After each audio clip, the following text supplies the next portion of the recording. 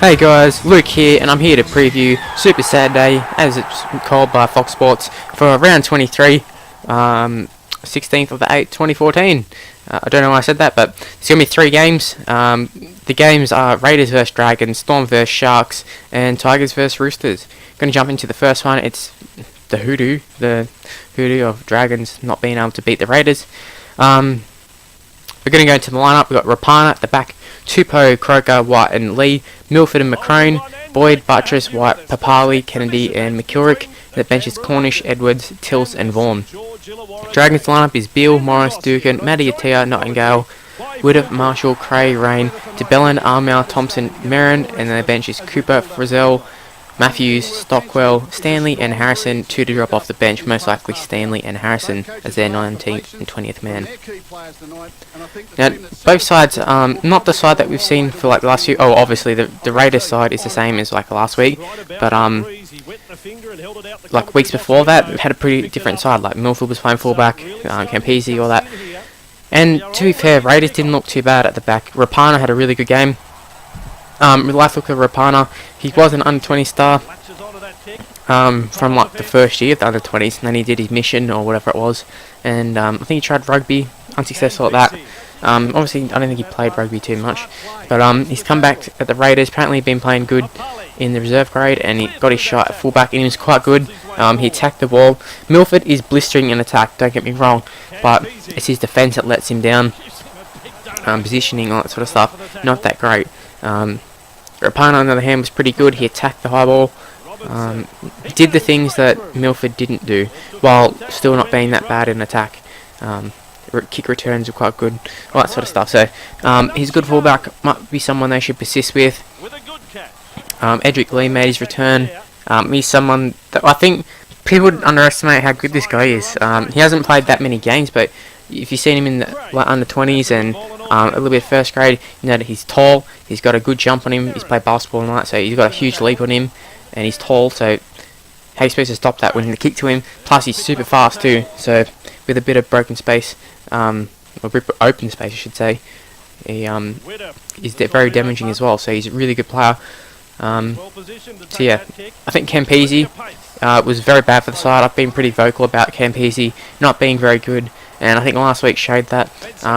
Milford, well, he's not, like, Milford is a terrible defender, don't get me wrong, like, one-on-one he's not great, but the fact that, like, Croker didn't look too bad last week in defence, I think it's due to, like, throughout the season he has Campese defending inside of him, and Campese is so slow that when there should be situations on 3-and-3, it ends up 2-and-3, and Croker has to make a decision. Puts him out of whack, having Campese there. Just, it's hard to explain, but hopefully you understand. We're going to the Dragons lineup. They've changed it a lot. They got Gerard Bill playing fullback, who was actually signed to play fullback a few years ago. I think it was last year actually. He got injured. He played fullback at the Broncos as well. He was quite good then. Although he was only a backup, he was still quite good. I think he played for New Zealand at fullback too, maybe. Not entirely sure, but he's a great player. So Quinlan's out. I think he's just been dropped. I don't think he's injured. Quinlan, I think I said last week, he's not their long-term option. I still don't really understand why they wouldn't put Dugan back there, but I suppose they want to persist with Dugan at centres. I thought it was only a New South Wales thing. I still think he's only there because of the injuries at New South Wales, so they wanted him to get picked for New South Wales. And he hasn't really done anything wrong there, so they may as well keep him there.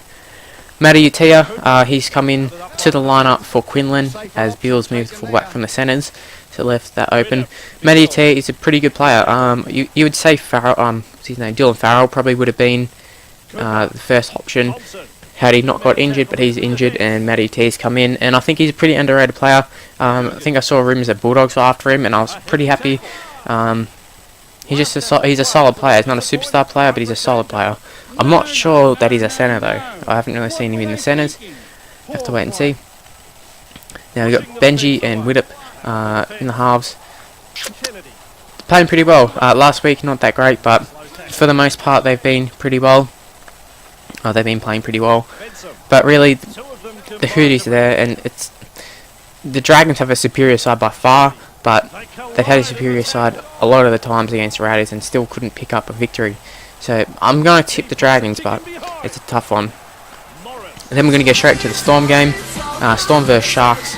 So we got Slater at the back, Wonga, Chambers, Vanua, Corabetti, Ben Roberts, Cronk, Bromwich, Smith, Norrie, Proctor, Hoffman and Hinchcliffe. And the bench is Glasby, Harris, Bromwich, McLean and Moores.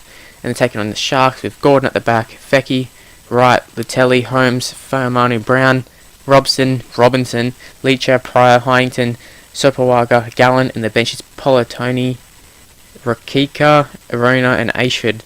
Let's be serious here, Shark side, it sucks. They had a lot of injuries, so you give them that excuse. Oh, well, it's not an excuse, it really is. Like, they've 100% been destroyed by injuries this season. Like, Fafita just comes back, gets injured. Lewis, injured. Everybody's injured. The only one who's come back is, like, Gallen.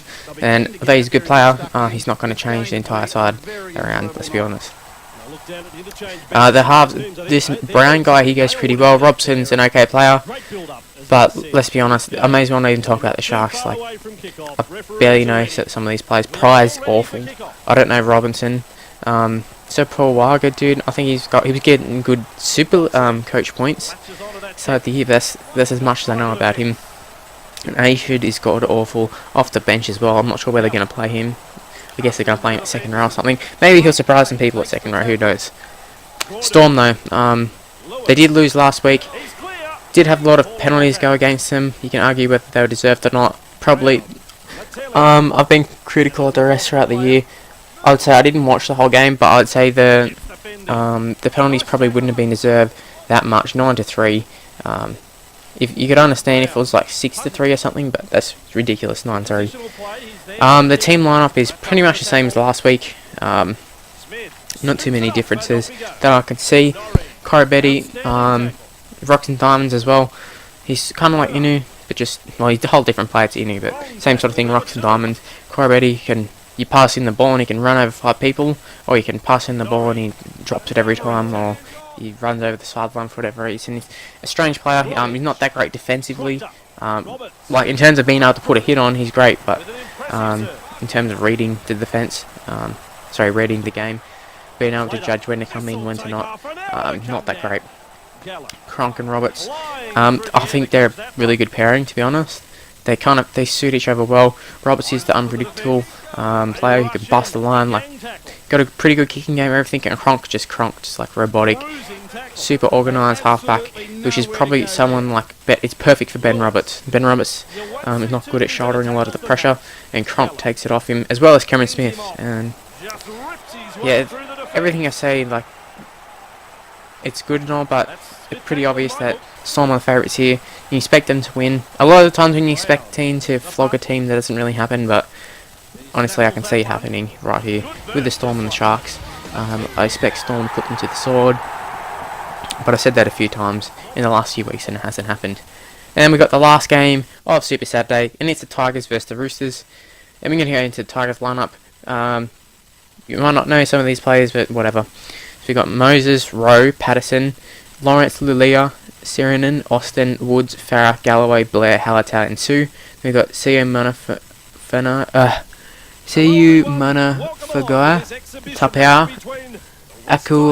Akuola and Gavay. Sorry for the pronunciation, terrible with them. So we can go into the Roosters lineup. We got Minicello, McDonald, Jennings, Kenny-Dowell, Tuivasa-Sheck, Maloney, Pearce, Hargraves, Lestrange, Moa, Cordner, Guerra and Nuasala. The bench is Orbison, Lou, Napa and Evans.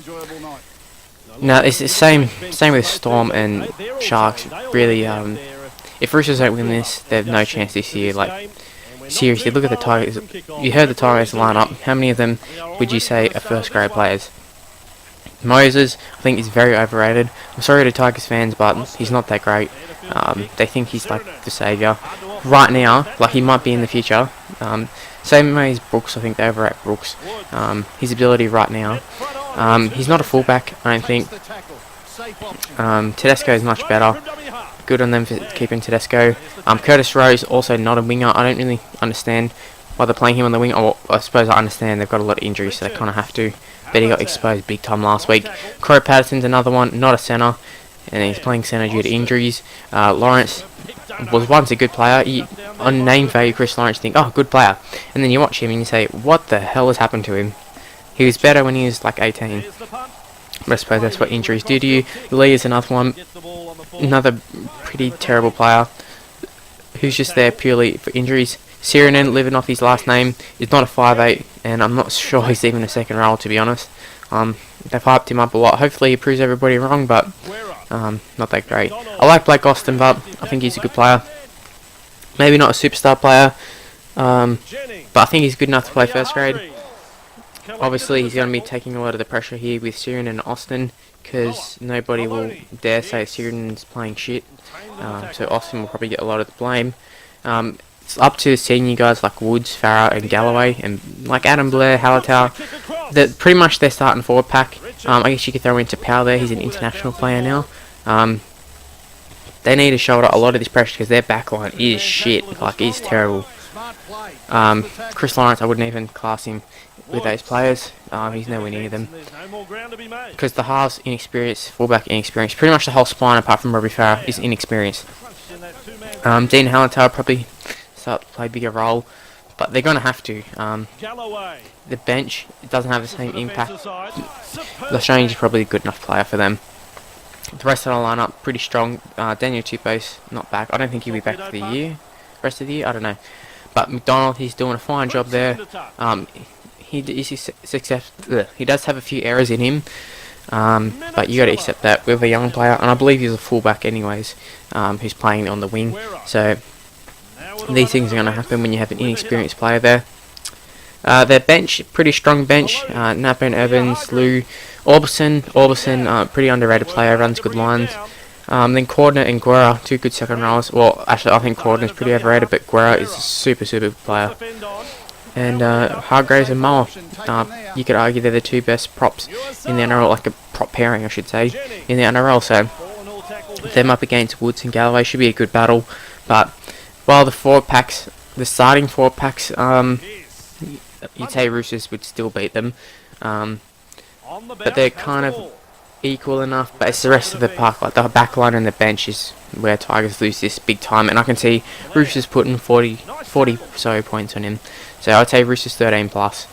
But it's come to the end of the video. If you enjoyed it, hit the like button, and don't take these predictions to heart, as they're only predictions. But if you enjoyed it, hit the like button, subscribe to the channel, and check out my Sunday game and Monday and Thursday and everything. Alright, see you guys, bye.